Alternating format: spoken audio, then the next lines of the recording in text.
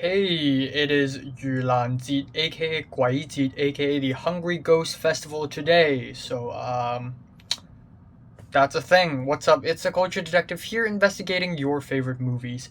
And today I'm going to do a movie review on another movie that came out of my home, where I'm at right now, Hong Kong. And that movie is殺出個黃昏, or time. So it is the year 2021, and it is a very important year for filmmakers all over Hong Kong because right now, our main priority as a Hong Konger is to preserve and promote Hong Kong culture as much as possible. Therefore, there's actually a lot of attention put onto Hong Kong local films this year.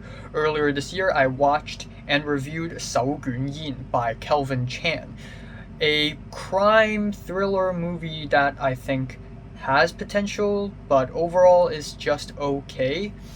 And now this is my second Hong Kong film that I've ever watched this year in a cinema. So let me talk a little bit about why I decided to watch this movie. So a few weeks ago, I had lunch with a former classmate of mine, Natalie, as well as my secondary school Form 6 Chinese teacher. And when I was talking to him, we talked a lot about movies. He's a cinephile, so am I. He knows more than I do. He's more cultured than I am. I really look up to him. And he talked about this movie. He said he had already watched Hand-Rolled Cigarette, and then Drifting, which I haven't watched, and this movie, Time. And he said it has a really good concept, but the execution is lacking. So that piqued my curiosity, and now I want to watch this movie, even though I know that it's not going to be all that great or anything. Now, a couple days ago, I had a dream. Of course, me doing things because my dream told me so? Of course. But yeah, a couple days ago, I had a dream where I talked to another friend of mine about this movie. And this dream is a pretty special dream. It is a dream within a dream. So at first, I asked that person, has he watched this film? And he said no. And then I woke up, and of course, I was still inside the dream, just in the next layer. And I asked that person again, and he said he's seen the movie already. And so this dream inspired me to watch this movie. Thus, earlier today, I and my elder cousin decided to watch this movie.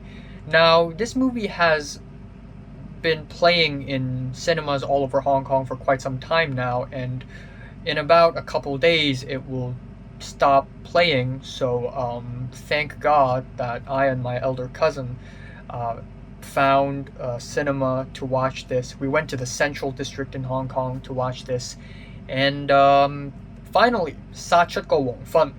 Now, the movie title is actually a parody of 殺出個黎明, which means from dusk till dawn, which is the Chinese name of From Dusk Till Dawn. Literally, it means murder out dawn.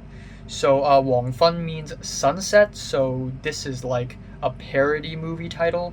It is the directorial debut of Gou Zibun, Ricky Ko, and it is written by Lam Ga Dong, who is actually an actor who played the main character in Hand-Rolled Cigarette. And it is also co-written by a woman who graduated from HKBU and has worked on some TV shows on TVB, which, by the way, is a TV channel that doesn't care about quality. So I think that's your first clue on what I think about this movie. The English title for this movie is Time. Seriously? Out of all the possible English titles, you have to go with Time. In 2021 alone, there are already 3 movies called Time. So come up with a more creative movie title, please. Anyways, this movie is about 3 retired assassins being ordered to kill people who want to kill themselves. And honestly, this is a really interesting concept. And this movie actually deals with a lot of heavy themes like assisted suicide, elderly loneliness, as well as teen pregnancy.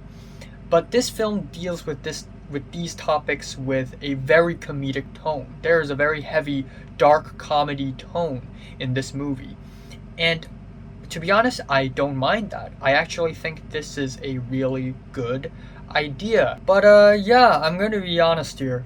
As much as I want Hong Kong movie industry to be better, I'm going to be 100% honest here. I am really disappointed by this movie. I think this movie is a mess because this whole helping old people commit suicide thing is completely over halfway through the movie. The movie basically changes its entire premise halfway through.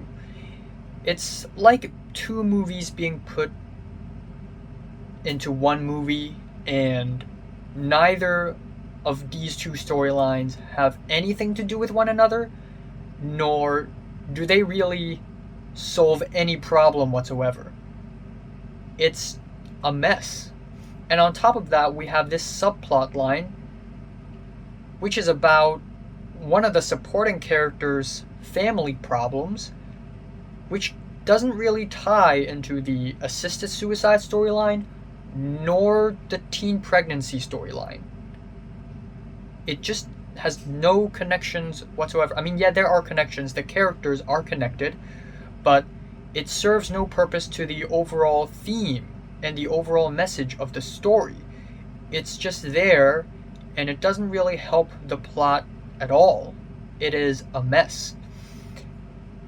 And yeah, tonally this movie is a mess also. The intro scene is really over the top and comedic, which is fine if you're going for a very comedic and over the top movie, except the rest of the movie isn't like that at all. The rest of the movie is actually more serious, darker, more intense, until the climax scene, which is for some reason, again, very comedic. I mean, sure, there are comedic scenes in the middle of the movie, but still, the overall tone of this movie in the middle part is rather heavy and serious. Now, another huge problem that this movie has is the acting. Now, there are a lot of renowned actors in this movie, all the way from Feng Bobo, who is an old woman who plays the supporting character that I talked about earlier, and also Jie Yin, who is another old character, but he's a total badass in this movie. But and then we have the girl. So in the second half of this movie, we have this 15-year-old girl who has no parents. Her parents left her. She is pregnant, and she found this old man, the main character, and she basically asked the old man to help her and take care of her. And that's basically the second half of the storyline. And her acting is bad. I mean, the old man and the teenage girl's dynamic could have been very interesting, but because her acting is so bad, it just ruins all of the scenes. It's just terrible.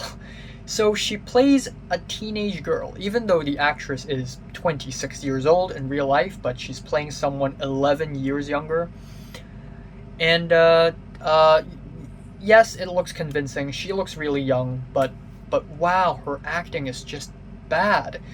She has to act a teenager, and for some reason, it's this really cartoony, stereotypical teenager, like, oh, where is my phone? Where is my phone? Oh, I found my phone! Haha! And her holding her phone while eating potato chips. 唔該啊，教我點樣飛刀煮餸 Yeah, it's so cartoony. And I don't know if it's because the directing is bad. I don't know if it's because the script is bad. Because there are a lot of dialogues in this movie that sound really awkward and cartoony as well. But whatever the case may be, she became so annoying in this movie.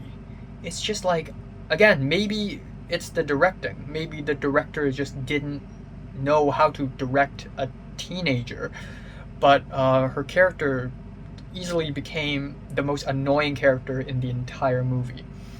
However, I have to say that there is another supporting character in this movie, a fat guy, a fat old man, and his acting, in comparison, is way better. In fact, he is the best actor in the entire movie, and he's also my favorite character. He's relatable, he's a likable person, he's a nice guy with flaws, but still very sympathizable, and he's a good character. But everyone else was just kinda okay.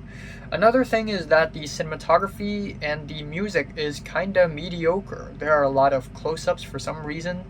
There are a lot of shots that are slowed down, but because the shutter speed, the frame rate is still the same, so uh, you can literally see the frames jump because it's slowed down. And yeah, at the end of the day, I'm just kind of disappointed with this film, man. It could have been better. It could have been better. The premise has a lot of potential, but it is unfortunately a wasted potential. So yeah, I am giving Time, aka殺出個黃昏, a strong 5 out of 10. So, have you watched Time from 1 to 10? How much did you rate it? Like if you like it and subscribe if you want more, and thanks for watching. Originally, I planned to watch The Seventh Seal last night, but I was busy editing the video, so I didn't watch it. So I'm gonna watch it tonight and then review it tomorrow. Also, aside from Time, there are several Hong Kong films that also came out this year, notably Drifting, and I really want to watch that as well. And subscribe if you want more.